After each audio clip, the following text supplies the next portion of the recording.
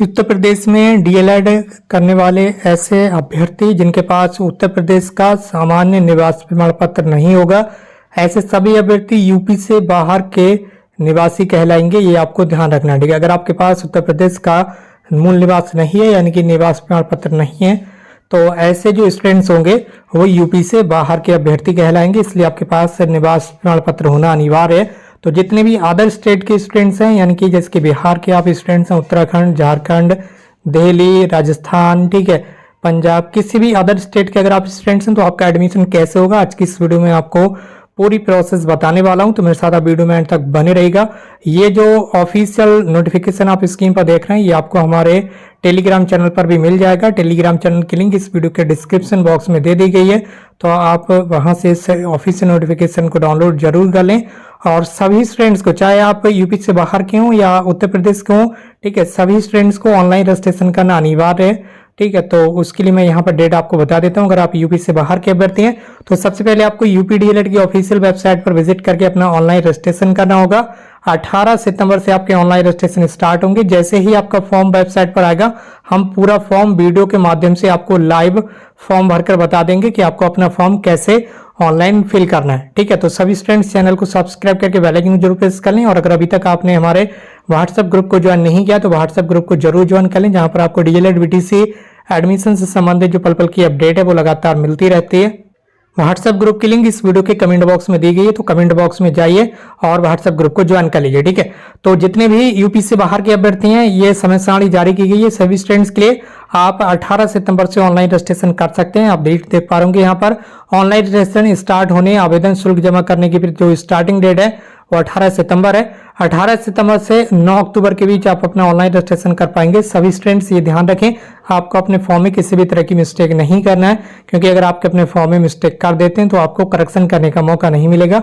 आपको दोबारा से नया फॉर्म ही फिल करना होगा, ये आपको ध्यान रखना है। ठीक है, तो आप 18 सितंबर से लेकर 9 अक्टूबर तक अपना ऑनलाइन रजिस्ट्रेशन कर देंगे।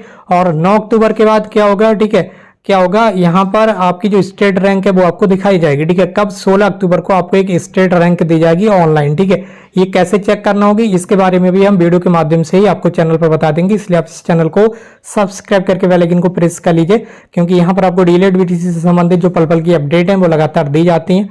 ठीक है, इसके साथ ही डीएलएड की क्लासेस भी लगातार आपको मिल रही हैं सेकेंड सेमेस्टर के जो स्टूडेंट्स हैं उनको। तो 16 सितंबर को जितने भी स्टूडेंट्स होंगे, चाहे वो यूपी के हों या यूपी से बाहर के हों, सभी को उनकी स्टेट रैंक दिखाई जाएगी। यूपी डीएलएड के ऑफिशियल वेबसाइट पर आपको रैंक कैसे देखना है इसके बारे में हम आपको उसी समय बताएंगे।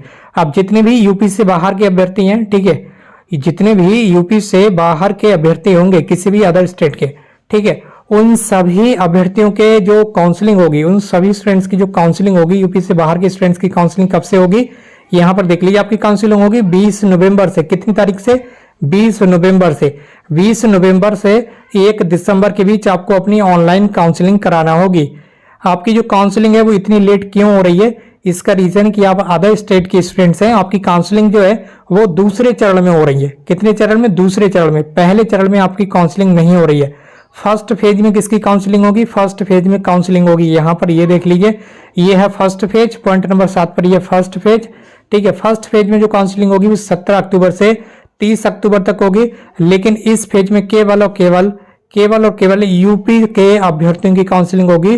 जिनके पास उत्तर प्रदेश का सामान्य निवास प्रमाण पत्र होगा उनकी काउंसलिंग फर्स्ट फेज में होगी 17 अक्टूबर से 30 अक्टूबर तक।